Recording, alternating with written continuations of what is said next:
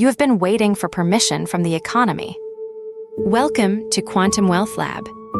Not consciously, but in the structure of your financial decision-making, the habit is there. Waiting for the market to stabilize, waiting for the opportunity to be unmistakably obvious, waiting for the employer, the platform, the system, the algorithm to decide how much your contribution is worth, waiting for the circumstances to arrange themselves into something that makes your financial expansion feel safe to pursue. This is not laziness. It is a deeply trained response to a culture that treats economic outcomes as things that happen to people rather than things that people build. The passive construction is in the language itself. I cannot afford that. I do not have enough. I am not making what I should be making. All of these sentences position the speaker as the object of economic forces rather than the subject. Sovereignty rewrites the grammar. I choose what I can and cannot afford based on priorities I have set. I am building toward enough with full intention. I am claiming the value of my contribution through the prices I set, the opportunities I pursue, and the uses I make of my time. The distinction between those two orientations, the passive and the sovereign, is not a difference of circumstance. It is a difference of relationship. And the relationship is with your own agency. Whether you believe, at the subconscious level where beliefs actually operate, that you are the primary author of your financial life or a recipient of what the world decides to give you. This session installs the author. You are the primary author of your financial life. Not the sole cause of every outcome. Circumstances are real, luck is real, systemic factors are real. But the author, the one who holds the pen, the one who decides, within the space of available choices, which choices get made, and who makes them from a place of intentional sovereignty rather than reactive compliance. The economy does not write your story. You write it in an economy. The distinction matters. The economy is the context, the medium in which the story unfolds, but the story itself, the shape of your financial life, the direction and velocity of its movement, the choices that determine whether it contracts or expands, those are yours. They have always been yours. The passive grammar was a misattribution of authorship. Take it back. Not aggressively, clearly.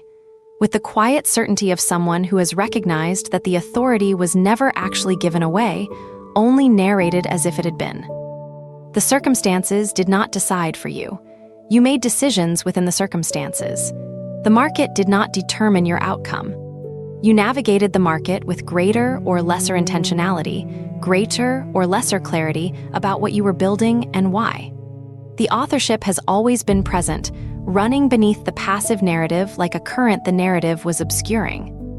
Name it now clearly and without qualification. I am the primary author of my financial life. The pen is in my hand. It has always been.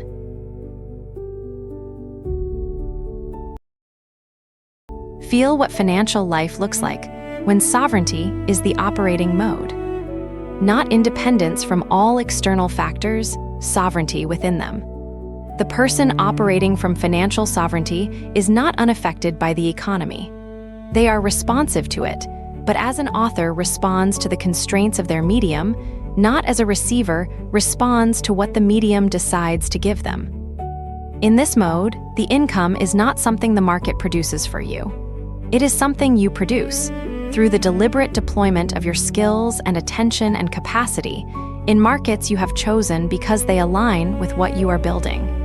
The rate is something you set or negotiate or find the environments that pay it.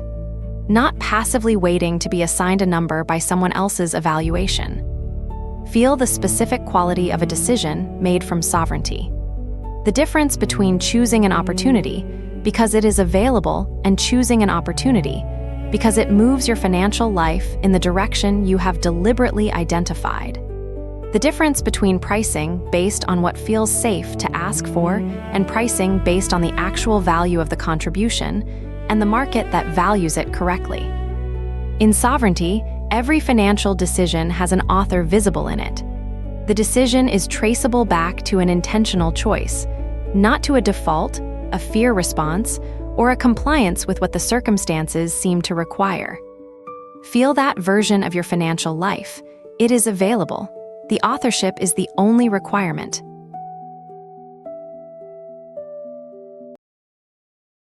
Identify the one place you have been waiting for external permission. Not in the abstract, the specific place in your current financial life where sovereignty has been ceded to an external source, where you have been waiting for the employer to offer the raise rather than asking for it, waiting for the client to suggest the retainer rather than proposing it, waiting for the market to validate the price rather than testing the market at the price it should be. There is always a place. Financial sovereignty is not a permanent binary state. It is a practice, and there are always edges where the old habit of waiting for external permission reasserts itself. The practice is identifying the current edge and choosing sovereignty there. Hold your specific place clearly. Name the external source you have been waiting on: the employer, the platform, the client, the algorithm, the economy, and name the permission you have been waiting for it to grant. And then recognize the permission is not coming from that source. It was never going to come from that source. The permission is self-issued, exactly as this session has established, and the moment of issue is right now.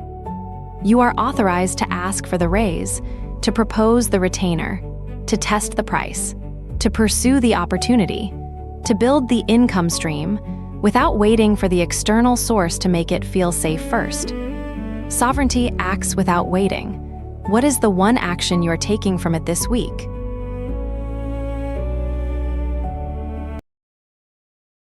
For the external structures that held you while sovereignty was developing. Self-sovereignty in financial life does not arrive fully formed. It develops through experience, through the accumulation of evidence that the choices made from intentional agency produce better outcomes than choices made by default, through the gradual building of the internal confidence that comes from making hard financial decisions and surviving them. The structures that provided the external scaffolding during that development, the employer who offered stability while the entrepreneurial skills were still forming, the benefit system that provided support during a genuine crisis, the family financial floor that prevented a setback from becoming a catastrophe. Those structures were not cages. They were conditions under which the sovereign self could develop without being destroyed by the cost of the learning. Thank them, not with the resentment of someone who is finally escaping, with the genuine appreciation of someone who can see, from the perspective of developed sovereignty, that the scaffolding served a real purpose, that the stability of external structure during the developmental period was not a compromise of sovereignty. It was a condition of its survival. The scaffolding did its work. The sovereignty has developed to the point where the scaffolding is no longer load-bearing. What is now possible is the full practice of financial self-authorship, not as a defiant rejection of the structures that supported you, but as the natural next phase of a development they made possible. Thank them and step out from under them.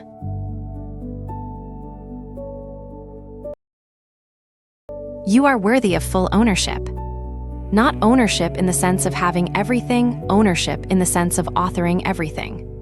The willingness to take complete responsibility for the financial outcomes you produce, including the outcomes that are currently not what you want them to be.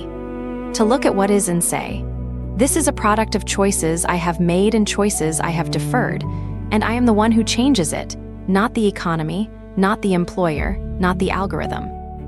That kind of full ownership is uncomfortable in the specific way that power is uncomfortable. Because ownership means you cannot assign the unsatisfactory results to external causes and wait for the external causes to change. You have to look at them clearly, identify the choices that produce them, and make different choices. But the discomfort of ownership is smaller than the cost of the alternative. The cost of the passive stance, the waiting for external permission, the gap between what your sovereign self could build and what the compliant self has been accepting. You are worthy of the discomfort. You are built for the ownership.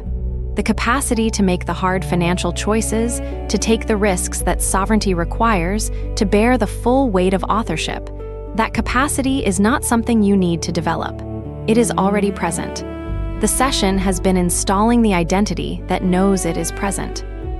You own this, all of it. That is the worthy position, the only position from which anything actually changes. Step into the version of you who authors every financial chapter. This self has a particular quality that distinguishes it from the version still waiting for external permission. It is in constant motion. Not frantic motion, deliberate, author's motion. The motion of someone who knows what they are building and whose every financial decision is traceable to the intentional story they are writing. This self reviews the income and asks, is this number a product of my deliberate authorship or a product of what I was assigned by someone else's evaluation? If the latter, what changes? This self evaluates the expenses and asks, are these choices or are they defaults that accumulated without deliberate decision? What would a sovereign author choose to keep and what would they redesign? This self looks at the opportunities and asks, which of these advance the story I am writing and which are simply available? Because sovereignty is not the pursuit of every available opportunity. It is the selection of the ones that move the authored story forward with the most intentional force. In this version of your financial life, there is no passage that is simply happening to you. Every chapter has an author visible in it. The decisions are traceable. The direction is chosen. The story is the one you are writing rather than the one you are receiving. Step into the author's chair. It has been waiting for you. It was always yours. Integrate the sovereign stance into every financial interaction. Sovereignty is not a state to achieve once and maintain without effort.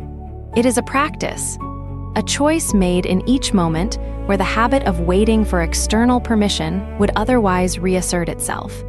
And it will reassert itself because the habit is deeply installed and the culture around you continues to reinforce the passive grammar.